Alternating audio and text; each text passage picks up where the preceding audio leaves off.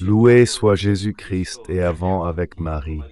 Bonne et sainte journée à vous tous, chers enfants, dans les sacrés cœurs de Jésus et de Marie, et dans le cœur très chaste de Saint Joseph. Bienvenue dans notre charmante chronique matinale, Saint et Café. Aujourd'hui, mardi 18 mars, veille de la solennité de Saint Joseph. Aujourd'hui, nous nous souvenons aussi de Saint Cyril de Jérusalem, ce saint évêque et docteur de l'Église, qui lutta également avec acharnement contre l'arianisme. Ce sont les jours où l'Église nous invite, à travers le chemin du carême, à la pénitence, à la prière et au jeûne. Mais ce sont aussi des jours où, au niveau mondial, nous assistons à une toujours plus claire fibrillation. C'est ainsi que je l'ai défini, de l'échiquier géopolitique mondial, un thème auquel je voudrais consacrer un peu de temps, même aujourd'hui.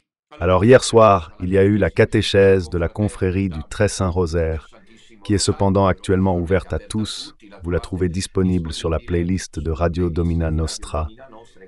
Voilà le post, la Reine Miséricorde, défi décisif. J'ai eu l'occasion de parler de l'interprétation volontairement déformée du thème de la miséricorde qui existe parce que Dieu est amour et miséricorde, mais il est aussi justice et veut.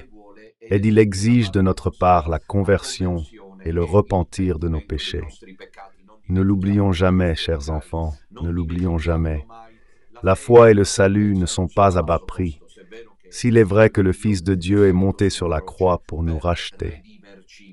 Me voilà. Alors puis aussi ce soir, aujourd'hui c'est mardi, je vous attends. Pour la catéchèse, en effet, sur le prologue. Voici, c'est le 10e épisode. Et encore, nous sommes bloqués au prologue. Vous l'avais-je déjà dit, si vous vous en souvenez, dans mon livre, le premier volume de commentaires sur l'évangile de Jean, L'Aquila et il Sole. L'Aquila est Jean et l'oiseau volant qui peut contempler avec ses propres pupilles, apparemment les rayons du soleil. C'est l'apôtre et évangéliste Jean. Le soleil est le logos, le verbe de Dieu. Nous avons encore le temps de nous consacrer au prologue. Nous sommes de toute façon aux dernières étapes de ces 18 versets qui, pour ceux qui ont suivi tous les épisodes, sont un abrégé, une parva summa, une synthèse extraordinaire de la foi chrétienne. Donc je vous attends ce soir, c'est le post. Partagez chaîne YouTube de Radio Domina Nostra, où je vous invite à vous abonner. Et puis mettez toujours les j'aime qui sont importants, et je vous rappelle d'aider le projet, en particulier je voudrais dire à tout le petit reste qui m'écoute, à travers le canal Nostra Radio, Domina Nostra. Une chose importante est la suivante. Nous avons, comme vous le savez, un séminaire de jeunes. Le séminaire s'appelle « Ceci après Régie ». Revenons à moi, merci. Nous avons un séminaire de jeunes qui s'appelle Saint Curé d'Ars. Nous l'avons réalisé avec nos prêtres de la société. Et c'est une entreprise naturellement remarquable qui a un coût, qui a une dépense à affronter. Et puis je vous rappelle que le début des travaux au Petit Tabor reste encore gelé. Nous sommes dans la semaine de la transfiguration de Jésus et donc cela tombe à pic, c'est-à-dire que nous avons à Trebazeleg cette chapelle du Tabor du Christ roi, dont les travaux de rénovation que la commune a rendus disponibles, mais ces travaux restent gelés car il n'y a pas de fonds. Il n'y a pas de fonds parce que ce qui arrive est à peine suffisant pour toutes ces dépenses qui existent déjà et que vous connaissez. Pour cette raison, je fais un appel à l'approche de Pâques et à la veille de la fête de Saint Joseph, qui est le Père de la Providence. Rappelez-vous, chers enfants, que ces deux projets ont besoin d'aide, en particulier le séminaire et le Petit Tabor. Je ne peux pas donner, imaginez ma douleur, mais cette fois-ci, je ne peux pas dire oui pour commencer les travaux. S'il n'y a pas avant tout une voix spécifique de quelqu'un ou de quelques-uns qui... Et il reste entièrement disponible pour contribuer activement à la réalisation du projet. Voilà, je suis là. Les voix qui apparaissent dans la description pour aider le projet, le compte courant postal, le compte courant bancaire et le PayPal. Nous sommes donc à la veille de la Saint-Joseph. Nous le prions avec beaucoup de dévotion. Même aujourd'hui à 18h30, si vous le souhaitez, nous prions ensemble le Saint-Rosaire. Voilà, nous prierons ensemble le Saint-Rosaire. À la veille de la Saint-Joseph, je vous attends nombreux, et ce serait bien que les papas prient, chères voix féminines. Laissons aujourd'hui de la place aux voix masculines pour prier ensemble le Saint-Rosaire. Et demain, ce soir, ici à 21h, la catéchèse, comme je vous l'ai dit sur le prologue, et demain, finalement, nous nous voyons, pour ceux qui peuvent, à Vérone. Nous nous voyons à Vérone, toujours au même endroit. L'hôtel Montresor Tower, au numéro 30 de la rue Mantegna, à 16h pour la solennité de Saint-Joseph, la fête du patriarche Saint-Joseph, qui a eu la grâce d'être le père putatif de Jésus et l'époux très chaste de la bienheureuse Vierge. Marie, donc, a été le chef de la Sainte Famille. C'est pas négligeable tout cela, ce n'est pas négligeable. Rendez-vous là pour le Saint-Rosaire. La bénédiction du pain qui sera distribué après la messe, un petit pain à chacun. Je remercie la bienfaitrice qui fait ce don pour le petit reste qui vient à Vérone. Je vous attends nombreux, car c'est la dernière célébration avant que je parte au centre-sud. C'est la dernière célébration au nord, après environ 3 mois que je suis ici, et depuis janvier que je tourne. J'espère que vous viendrez nombreux, car j'aimerais vous saluer, vous embrasser, et souhaiter à chacun de vous une sainte Pâque. Aujourd'hui, c'est mardi. Il y a 2 jours, nous étions à Bologne, et environ 300 personnes ont répondu. Il n'est pas nécessaire de diffuser les images. Environ 300 personnes, il y avait des familles, des jeunes, des enfants, des adultes, des hommes. C'est vraiment un peuple qui répond, et demain, je suis certain que ce sera pareil. Bien, nous dirons ensuite en papa, parce que demain, c'est la fête des pères et de tous les travailleurs. Enfin, nous donnerons aussi le scapulaire de l'époux du cœur très chaste de Saint-Joseph. Donc nous vous attendons nombreux, l'entrée est gratuite, il n'y a pas besoin de réservation, même si c'est un jour de semaine. Nous espérons que cela se passera comme le 5 mars, quand c'était le mercredi des dîners d'un jour de semaine. Mais la réponse a été très généreuse. Nous étions plus de 400 fidèles. Le mercredi 5 mars, mais peut-être que demain nous pourrions être un peu plus nombreux. À ce stade, je vous rappelle les prochains rendez-vous, car je ne voudrais pas qu'en nous concentrant sur Saint-Joseph, nous les oublions.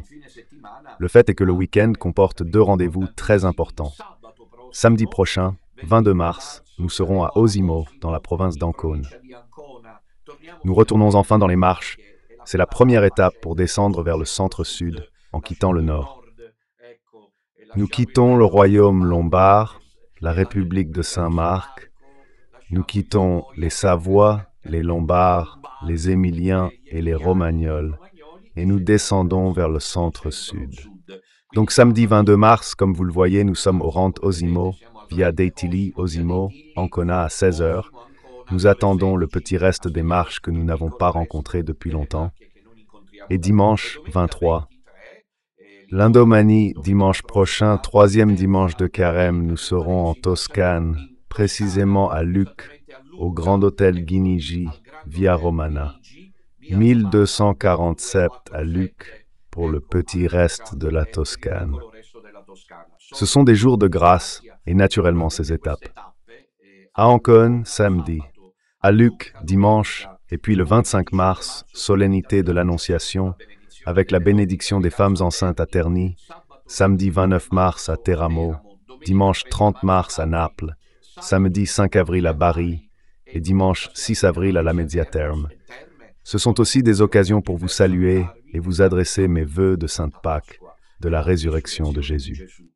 Même si, et je conclus chaque jour comme vous le savez, il y a le magazine. L'almanach du petit reste, je conclus cette section introductive en disant que nous, prêtres, ne vous laissons pas seuls. Le sodalizio se consacre d'une manière retentissante, comme au temps des incursions apostoliques, médiévales et même de l'âge apostolique, c'est-à-dire le Père Johannes. Il sera break time point en Lombardie. Padre Johannes sera en Lombardie du dimanche des Rameaux jusqu'au dimanche de Pâques. Dans les prochains jours, la localité et le lieu où il célébrera seront précisés. Les séminaristes se répartiront avec nous, au point prêtre, pour garantir le service liturgique. Ce qui concerne le Père Johannes en Lombardie, cependant encore plus significativement, Père Ramon, que je remercie et que nous remercions, sera disponible. Voilà, vous voyez son programme chargé, que le Seigneur l'assiste et lui donne toujours enthousiasme et santé, don Ramon. Il sera le jeudi saint à Turin, ville de Turin, pas à Savigliano. Et le jeudi saint est le jour de la messe dans la scène du Seigneur, l'institution de l'Eucharistie, le lavement des pieds, et le vendredi saint pour l'adoration de la croix, le chemin de croix, le baiser de la Sainte Croix. Don Ramon se déplacera à Vérone. Enfin, la vigile pascale se tiendra en Toscane. Le vendredi saint, plus précisément en Vénétie, il sera à Asolo, dans la province de Trévise. Cela sera précisé mieux, naturellement. En revanche, le père Pavel sera à Rome, et moi entre Célestin en Sicile, et le père Enrico en Pouille. Donc, comme vous voyez, il y a une large possibilité de s'organiser, même si par ailleurs l'héroïque père Pavel sera à Rome le jour de Pâques, le matin et l'après-midi, il ira à Naples. Enfin, mieux que ça, comment pouvons-nous vous favoriser? Nous n'oublions rien. Les frères et sœurs du petit reste sarde savent que pour des raisons évidentes, si le nombre de prêtres augmente, tout change. Mais tant que nous sommes ces six-là, il faut patienter. On se connecte avec Radio Domina. Les messes du Triduum de toute la Semaine Sainte seront célébrées en direct. Et puis, après nous, comme vous le savez, chers frères sardes, nous vous portons dans nos cœurs, à tour de rôle, nous parvenons à venir, nous parvenons à vous rejoindre. Voici, c'est un peu le programme d'ensemble. Quoi qu'il en soit, la célébration phare sera demain d'ailleurs à Bussolengo pour la solennité de Saint-Joseph. Je voudrais dire un mot sur Saint-Joseph plus tard, aussi demain matin d'ailleurs, dans la rubrique Sainte et Café, mais le titre d'aujourd'hui. La fenêtre d'aujourd'hui que la régie vous propose maintenant est très emblématique. Le voilà, Syrie et Ukraine ou Ukraine, et la fausse photo de Bergoglio entre parenthèses, Sionci. Il y a deux termes, comme vous le voyez, évidemment différents, mais je voudrais consacrer un espace à cette première réflexion sur la Syrie et l'Ukraine. Et puis un scoop. Nous félicitons Sionci d'avoir découvert quelque chose de sensationnel. L'amoureuse, rien de nouveau sous le soleil. Dommage que la conclusion à laquelle parvient Sionci soit totalement illogique, comme nous allons maintenant le démontrer. En fait, je voudrais l'annoncer tout de suite. Mais s'il est vrai qu'il y a un administrateur au Vatican qui remplace le pape par rapport à Bergoglio, comme le soutient Sionci, comment est-il possible que ces choses se produisent? Dr Sionci, je ne sais pas, bon, revenons à nous maintenant. Pour un moment, nous allons avec que nous félicitons pour le scoop que Sionci a su identifier, c'est-à-dire que la photo publiée ces derniers jours n'est pas de ces jours-ci, mais d'une semaine avant, sinon encore avant, et Sionci a eu l'occasion de le démontrer. Si le courant dominant sera capable de démentir Time Zero Kagom, ce scoop.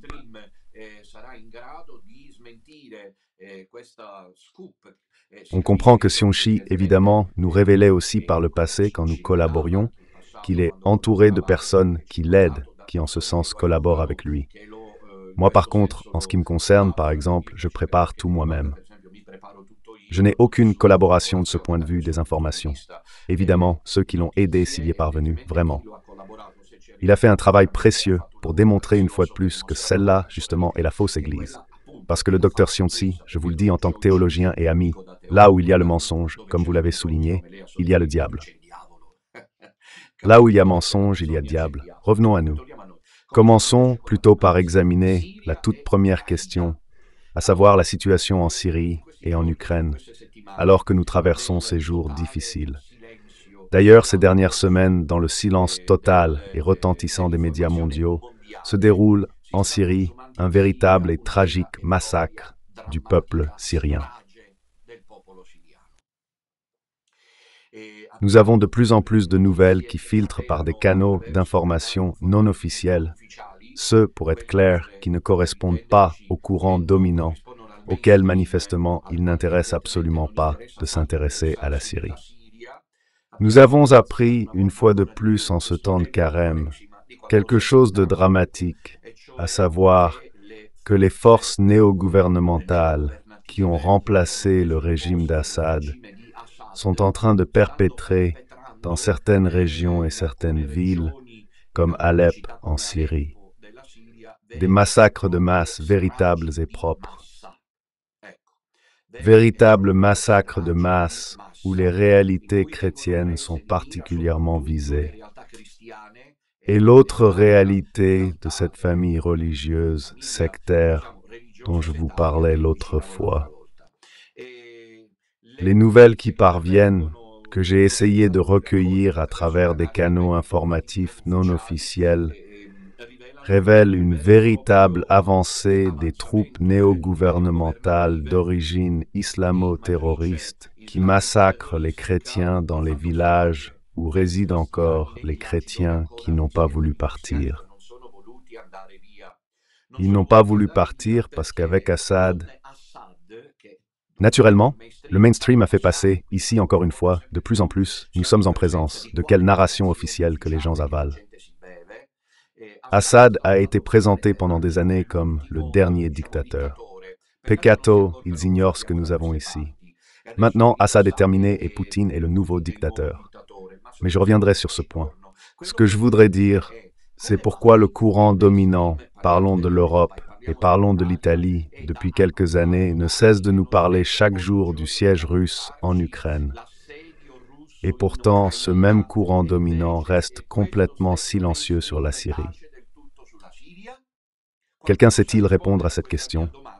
C'est un appel que je lance aux analystes, s'il y en a, aux spécialistes de la géopolitique, aux stratèges de la politique internationale.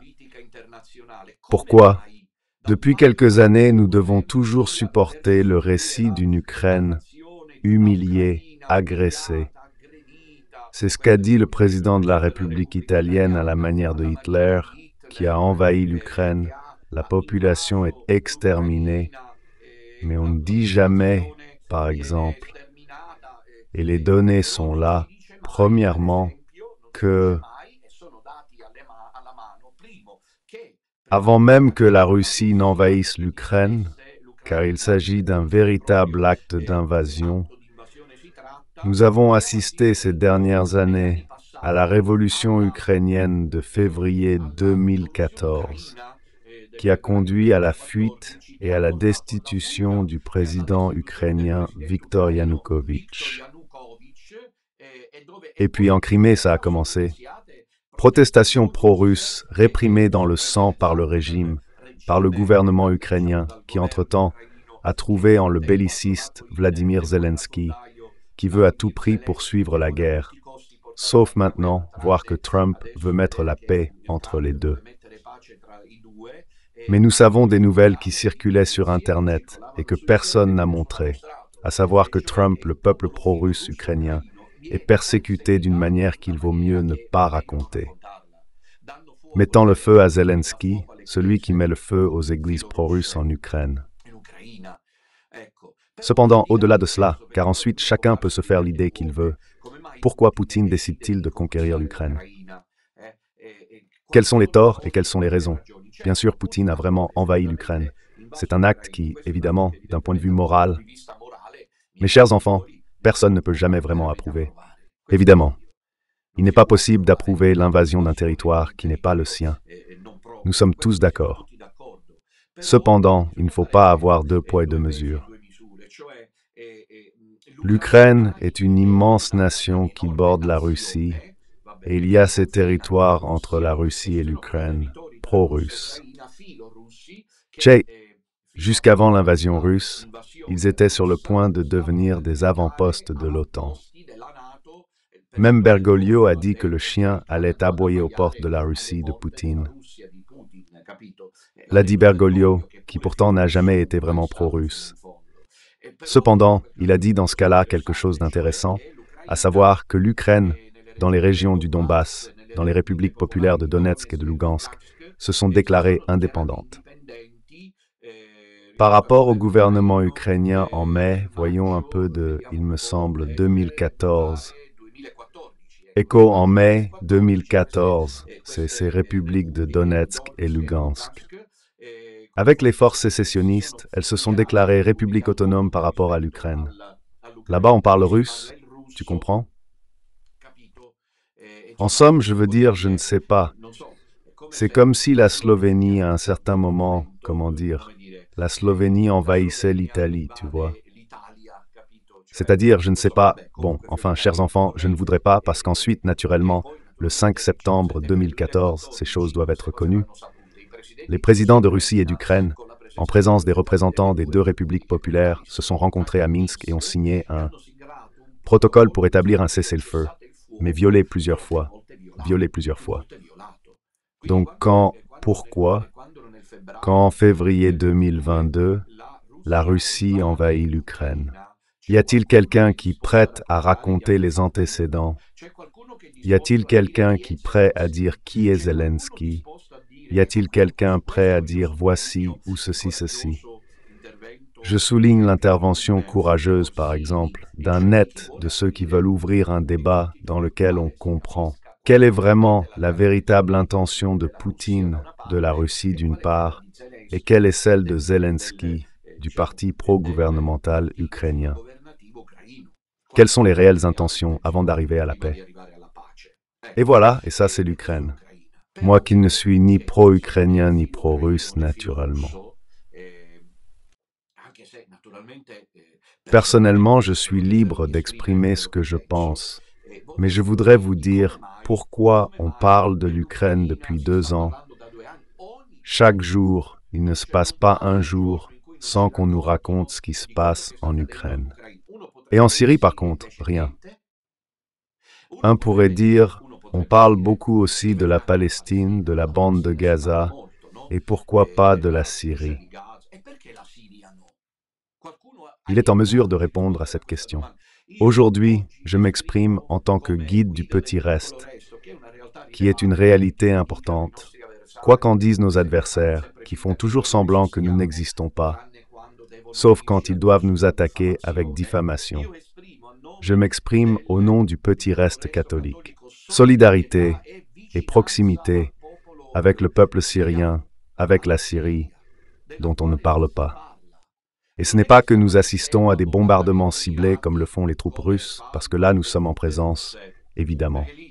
On peut dire oui, mais probablement cela arrive parce que l'Ukraine est en Europe, l'Ukraine est ici, l'Ukraine est derrière chez nous. Je me souviens quand j'étais en Hongrie et ensuite en Roumanie, on sentait l'air de l'Ukraine. Proche, il y avait même une indication à un certain moment pour l'Ukraine. Mais la Syrie n'est pas au bout du monde. C'est le Moyen-Orient, d'accord, pas l'Europe. Cependant, ce n'est pas comme si c'était du côté des... c'est pas, je veux dire, les Philippines ou l'Australie. La Syrie et le Moyen-Orient sont tout de même des terres qui nous appartiennent du point de vue de la tradition chrétienne. Il y a Damas, pour en citer une, il y a Alep, tu comprends? Nous sommes, j'ignore si Antioche y est, nous sommes cependant en présence maintenant, non d'une action militaire ciblée, où inévitablement il y a aussi des morts civiles.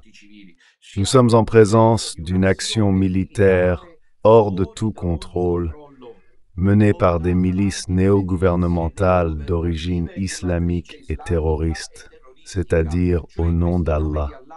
On évoque l'acte de tuer les chrétiens car ils cherchent à expulser les chrétiens de Syrie. Alors comment on fait? Chaque jour, on nous montre les images de l'Ukraine, ce qui est nécessaire, mais en revanche, de la Syrie, on ne nous dit rien. Pourquoi? Quelques soupçons me viennent. Pour exemple, on apprend que, en ce qui concerne les camps en faveur de l'Ukraine, attention, bien, quels sont les camps en faveur de l'Ukraine? La OTAN, l'Union européenne, l'Argentine, l'Australie, l'Azerbaïdjan, le Cambodge, la Colombie, Israël. Ah, aussi la Colombie, je suis désolé. Israël, le Japon, la Jordanie, le Kosovo, la Nouvelle-Zélande, le Pakistan, la Serbie, la Corée du Sud, le Soudan, la Suisse et la Syrie. À partir de 2024. Donc à partir de 2024, la Syrie est passée en faveur de l'Ukraine. Mais si vous regardez, les données statistiques vous accorderaient que le soutien de la Syrie jusqu'en 2024, c'est-à-dire jusqu'avant la chute du régime d'Assad, était donné à la Russie, pas à l'Ukraine. Donc il y a quelque chose qui ne va pas, comme on dit. Évidemment, il y a la volonté de maintenir l'opinion publique totalement désintéressée de ce qui se passe en Syrie. Ça et là, nous avons des nouvelles dispersées de ce qui se passe en Syrie. Grâce à Dieu, il y a ceux qui nous informent, comme je vous le disais, de ce qui se passe. Cependant, les nouvelles, par exemple, si tu cherches quelque chose, tu te rends compte que les dernières nouvelles datent en réalité, même dans certains cas, je ne nomme pas les grands blogs, remontent même au mois dernier. Monsieur Vigano, ces dernières semaines, a lancé un appel que nous avons accueilli pour prier pour les chrétiens persécutés en Syrie. Non serait-il que, puisque les chrétiens sont persécutés en Syrie, on décide de faire comme si de rien n'était? Il ne serait pas que, puisque ce sont des chrétiens, alors évidemment, on ne doit pas en parler. Des soupçons naissent.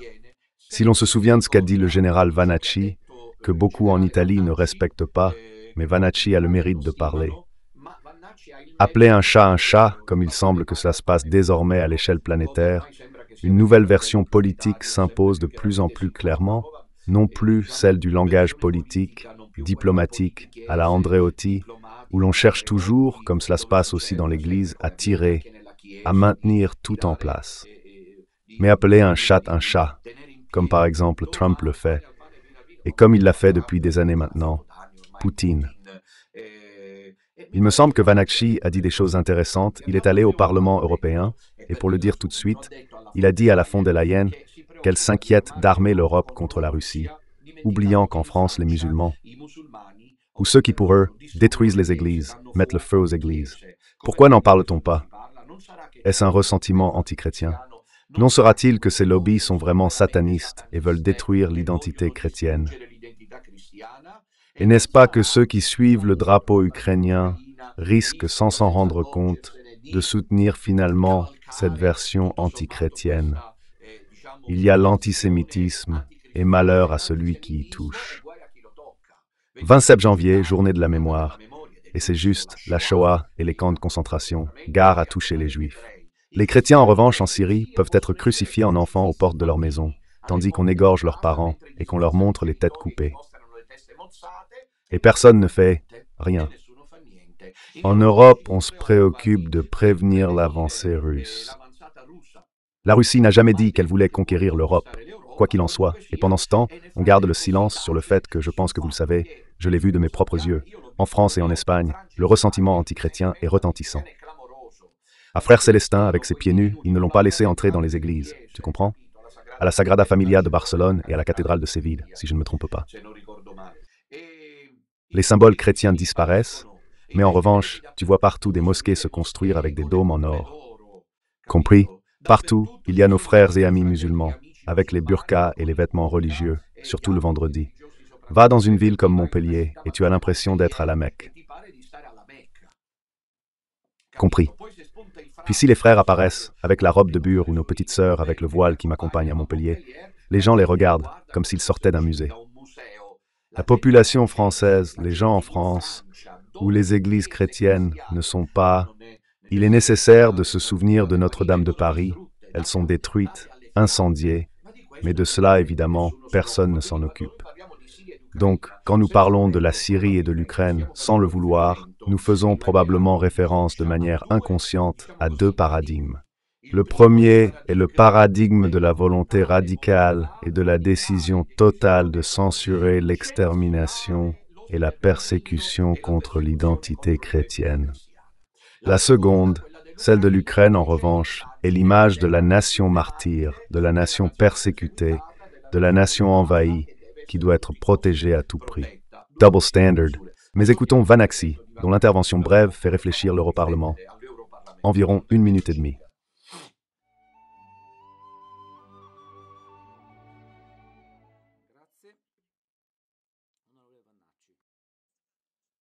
Merci, présidence, merci, collègues.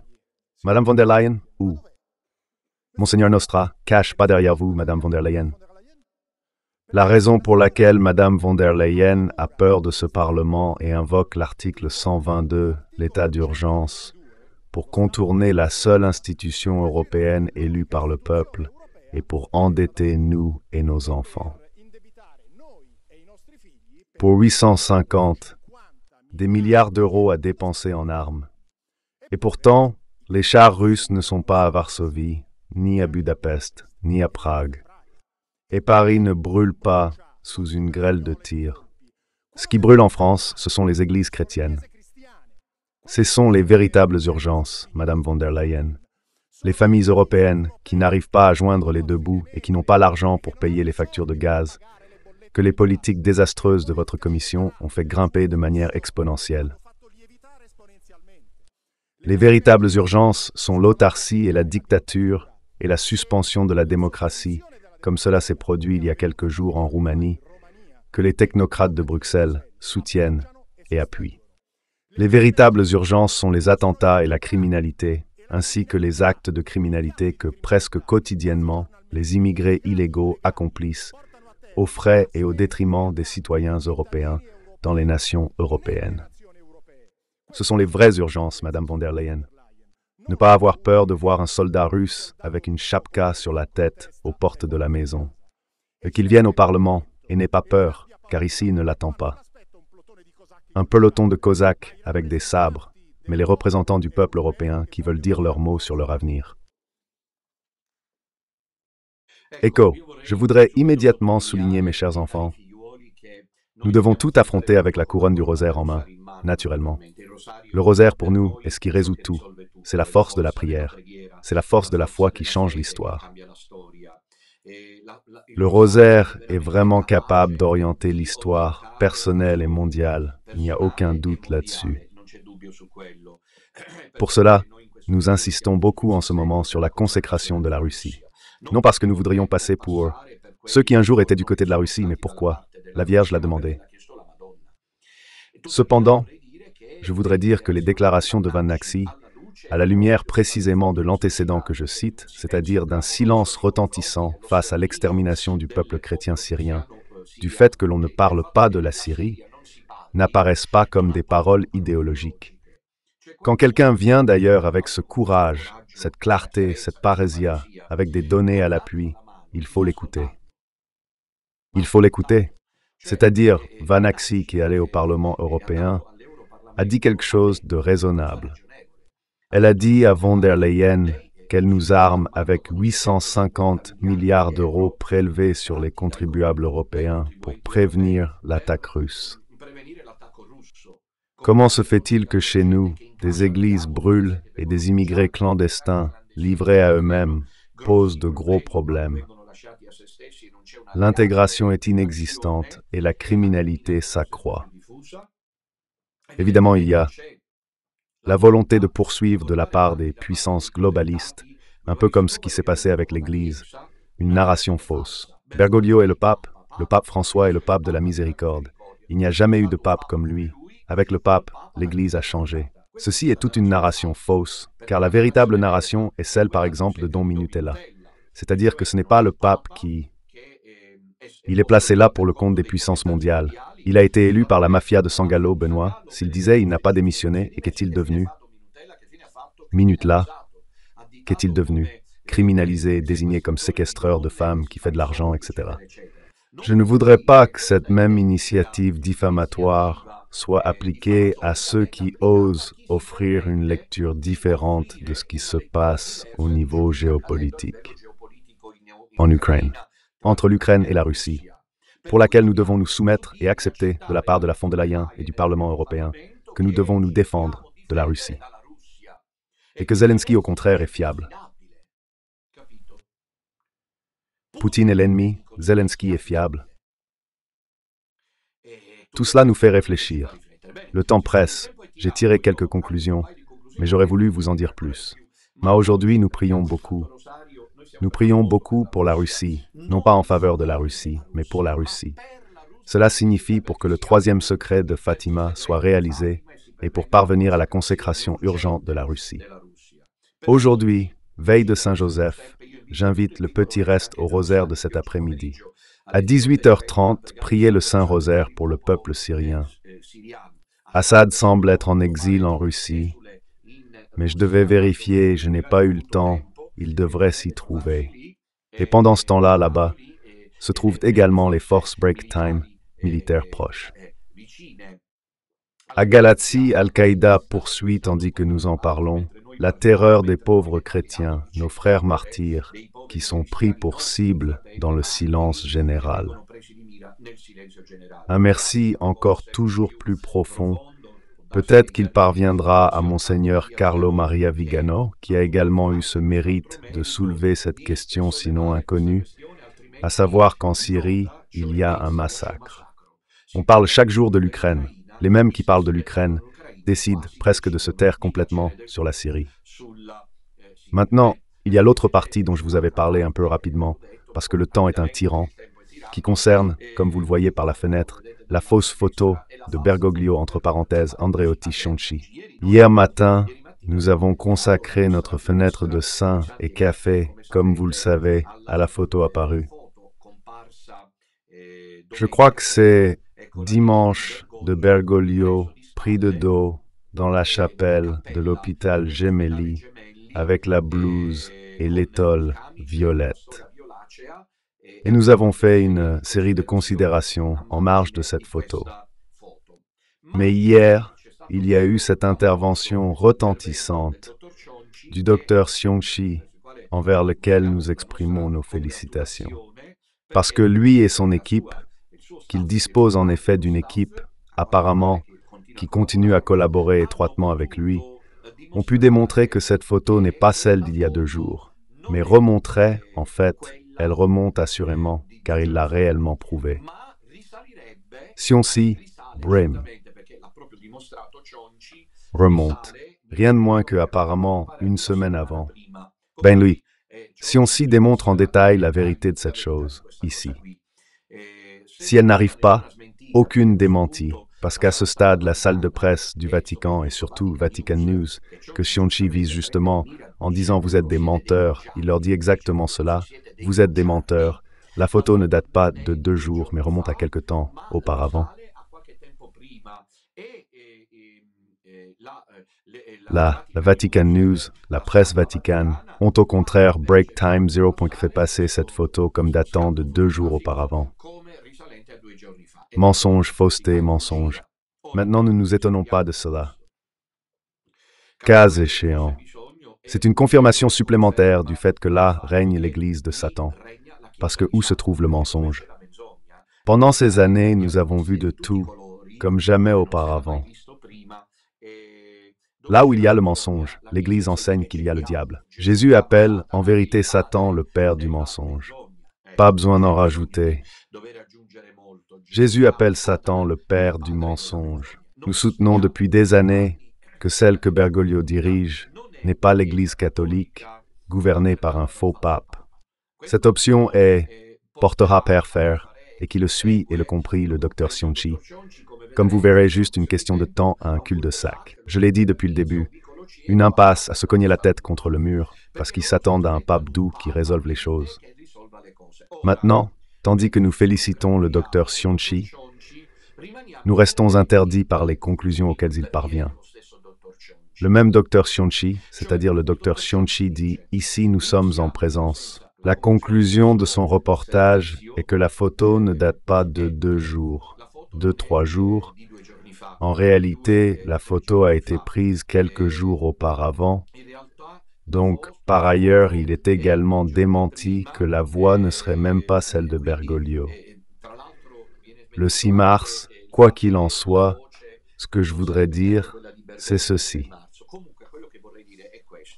Et en conclusion, c'est-à-dire que le docteur Cionci fait bien, comme dans son travail pluriannuel, de mettre en lumière que la photo n'est pas de cette période-là, de 2 jours avant, mais elle est antérieure, elle date du 6 mars. Et que donc, le Vatican News et les sources officielles vaticanes de l'information vaticane ont raconté des mensonges. Ils ont trompé les gens. Cela à l'échelle planétaire désormais, comme nous le disions à propos de la Syrie et de l'Ukraine, pour laquelle on parle chaque jour de la pauvre Ukraine, tandis qu'on reste totalement silencieux sur la Syrie. C'est désormais un fait établi. Que ceux qui veulent se faire avoir, se fassent avoir. Cependant, attention à la perspective, Dr Sionchi, car vous faites ensuite un type d'affirmation dont découlent des conséquences, pour vous, malheureusement, problématiques. Je le dis avec un énorme respect. Les suivantes. Première, elle affirme qu'au Vatican, il y a un administrateur, c'est-à-dire qu'il y aurait un ou plusieurs individus qui dirigent et gouvernent break time kind, l'Église en secret par rapport à Bergoglio. Et cela nous a conduit dans le style fantasy. Parfois, ce qu'il caractérise, quelques indices révélateurs de cela, les drapeaux de la Cité du Vatican, les gardes suisses, etc. Maintenant, s'il est vrai qu'il y a cet administrateur, ici il y a deux choses. La première, où Sionchi le sait de source sûre, mais alors le jeu n'est pas honnête, parce que nous ne devrions pas le savoir, ce n'est pas juste. Ce n'est pas correct. Il serait utile que le docteur Sionchi dise « Regardez Sodalizio, Sodal, Maria et Petit Reste, vous vous trompez, parce que je vous donne la preuve, mais c'est correct. La mia parola qu'au Vatican, il y a le vrai pape, ou quelqu'un qui gouverne pour son propre compte et que Bergoglio. Donc ça ne vaut rien. Et alors pour nous, on se rassure un peu, disons comme ça. Je ne sais pas d'où, Sionchi trague, au-delà des scoops fantastiques qu'il sort, comme celui des gardes suisses, qu'il existe un administrateur au Vatican. Si comme ça, il faut des preuves concrètes, pas des indices. Parce que la chose est sérieuse, c'est sérieux, surtout si ensuite les canaux officiels d'information du Saint-Siège trompent. Parce qu'alors cela signifie, Dr Sionchi, que cet administrateur ne sert absolument à rien, c'est une chose inutile. Je me trompe? C'est-à-dire, si un administrateur au Vatican doit gouverner à la place de Bergoglio en secret, et pourtant nous continuons à assister à ce burlesque, cela signifie que cet administrateur ne vaut vraiment pas un clou. Ne vaut pas un clou, parce que pour une énième fois encore nous avons raison. Nous, c'est l'Église de Sainte, ce n'est pas l'Église de Jésus, compris? Il n'y a pas d'administrateur caché, tous ceux qui attendent une solution. Sionchi du prochain pape, comme aussi Sionchi, maintenant je vais vous le dire incroyablement, il dit, je vous le dis tout de suite, il conclut en disant « Vous verrez que le nouveau pape, quand le nouveau pape viendra, résoudra les choses. » Mais comment le nouveau pape, Dr Sionchi? Mais ne vous contredisez pas, mais d'où devrait-il sortir? Qui tire le lapin blanc, habillé en blanc, du chapeau? Nous l'expliquez-vous? Nous l'expliquez-vous? Parce qu'en fin de compte, vous voyez très bien que Rome est le siège de l'Antéchrist. Il y a une fausse église que les prophéties annoncent. Pourquoi avez-vous voulu vous fermer à la dimension prophétique sans vouloir mépriser la voie canonique? Parce que les deux, comme l'enseignait Benoît XVI, ne sont pas en conflit. Et pourtant, vous refusez d'admettre cela. Donc, même le docteur Sionchi, tout en méritant nos félicitations pour avoir déniché ce scoop, conclut en disant que le prochain pape, préparez-vous, réglera les choses, mettra de l'ordre, arrangera les choses. Mais comment ce nouveau pape? Mais qui doit le lire, Dr Sionchi? Les bergoliens criminalisés. Mais vraiment, vous voulez vous tirer une balle dans le pied? Regardez qu'il n'y aura aucun nouveau pape qui soit légitime. Le principe du supplet ecclesia n'existe pas dans ce cas. Pourquoi le conclave qui suit est celui qui est précédé par le conclave de 2013? Vous étiez celui qui parrainait le synode, qui parrainait un concile pour mettre en lumière le conclave de 2013. Comment est-il possible que maintenant vous vous attendiez au prochain conclave? Faites attention, ainsi vous n'avez rien de différent de Unacum. La version de Père Farret n'est qu'une version douce, disons Unacum, comme quand il y avait les ariens et les semi-ariens. Il y a les Unacum et les semi-Unacum. Les Unacum sont ceux qui reconnaissent le pape François et l'Église catholique. Les semi-Unacum sont ceux comme le Père Farret et ceux qui le suivent, qui disent que le pape François n'est pas le pape, mais que c'est ça l'Église catholique. Mais si c'est ça l'Église catholique, il est évident que le prochain pape, les jeux sont faits, la question est résolue. Et alors en attendant, qu'est-ce qu'on boit? Qui a l'administrateur? Mais s'il y a l'administrateur, Quel genre de personne sérieuse permet ces absurdités? De la photo, qui n'est pas celle d'il y a quelques jours, mais du 6 mars. Nous sommes réellement en présence d'une situation dramatique qui devrait inciter à réfléchir avec courage. Il faut beaucoup de courage pour comprendre que ce n'est pas l'Église catholique. Ça ne peut pas être l'Église catholique. Tous ceux qui ont suivi le pape François et ont gardé le silence sur ces hérésies sont complices des hérésies et en fait appartiennent. Avec la messe célébrée en union. Pourquoi n'en parlez-vous plus, Dr Sionchi? La messe en union avec le pape François n'est pas seulement illicite, c'est carrément une messe schismatique, parce que Bergoglio n'est pas le pape à la tête d'une autre église. Ensuite, chacun peut l'appeler comme il veut. Nous la définissons sur la base des prophéties, l'église de saintes comme disait Milton, Fulton Sheen, corps mystique d'Antéchrist. Comment l'appeler? Appelez-la comme bon vous semble, mais ce n'est pas l'église catholique, s'il vous plaît. Arrêtez de tromper les gens en leur faisant croire, surtout père, que c'est l'Église catholique. C'est un véritable et beau mensonge, et nous espérons que vous êtes de bonne foi à ce sujet, comme je veux l'espérer. Cependant, si le Père avait agi de bonne foi, il aurait accepté le débat public avec moi. Eravamo amici, nous nous parlions. Soudainement ça sort, et puis soudainement, comment dire, il s'offense avec des tons élevés. Mais excuse-moi, mais viens à la maison. Tu agisci in questo modo, e per giunta fai pure l'offeso. È come il ladro che esige le scuse, perché uno piglia e gli dice esci fuori di casa. Quel truc? Père, quand le ferai-je? Je lui ai proposé un débat public, car ceux qui l'ont suivi ou restent avec nous doivent connaître la vérité. Il a refusé. Il s'est refusé, comme tous les autres. Alors je ne sais pas s'il y a vraiment de la bonne foi. Pourquoi, s'il y avait eu de la bonne foi, cela aurait été agréable de nous rencontrer et de nous souhaiter joyeuse Pâques, Père Farret. Pourquoi n'avez-vous pas proposé une confrontation avec moi? Pourquoi agissez-vous en sous-main, en organisant vos messes de club, en prenant les inscrits? Personne ne doit savoir. Vous croissez en nombre. Avec les méthodes du petit reste, les référents régionaux compris, ces choses-là vont là où nous sommes allés. C'est incroyable. C'est une chose honteuse, dirais-je, sournoise. Immédiatement, elle l'a fait en cachette. Personne ne doit rien savoir. Puis les intrigues s'allient. Entre eux, les prêtres contre Don Minutella et le Sodalicio, une sorte d'antagonisme. Non, cela ne peut pas venir de Dieu, s'il était de bonne foi. Père Farret, je ne parle pas de Sionchi, maintenant. S'il était de bonne foi, il aurait dû accepter la confrontation. Comment pouvez-vous tromper les gens en leur faisant croire que c'est ça? L'Église catholique, une Église complice de l'hérésie. L'Église catholique complice de l'hérésie n'a jamais existé, saint Augustin le dit. Ecclesia in fide virgo in heresia meretrix. Je ne sais vraiment pas comment les gens peuvent tomber dans le piège. Donc, le docteur Sionchi a fait cette surprise retentissante, intéressante. Il est parvenu à cette conclusion extraordinaire. Dommage qu'ensuite ils disent, sans faire allusion à l'administrateur, parce que si c'était logique, il devrait pouvoir dire « Je suis désolé que l'administrateur, que je pense qu'il y a au Vatican, n'ait pas intervenu à ce sujet. » Sur quoi l'administrateur devrait-il intervenir quand il y a une hérésie?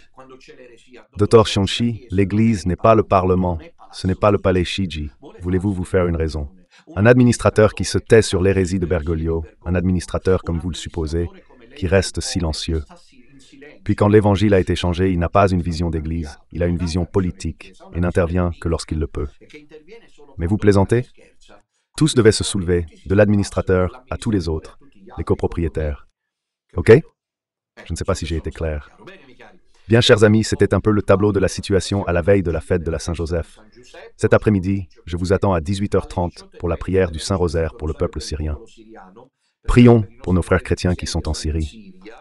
Et puis ce soir, à 21h, n'oubliez pas, le voilà, le poste. Partagez, partagez, partagez. Et la catéchèse sur l'aigle et le soleil. La 10e partie, nous sommes à la conclusion de mon livre que vous pouvez toujours demander pour disponibilité à Radio Domina et que nous portons en tournée. Cette soirée à 21h nous attend probablement la section finale du prologue, puis petit à petit. Nous continuerons avec la méditation de l'Évangile de Jean qui nous fait grandir dans la foi, comme vous le voyez, car je le répète, c'est un compendium de l'identité chrétienne. Je vous recommande d'aider le projet, je vous attends demain à Vérone, puis samedi à Osimo. Dans les marches et dimanche à Lucques, en Toscane.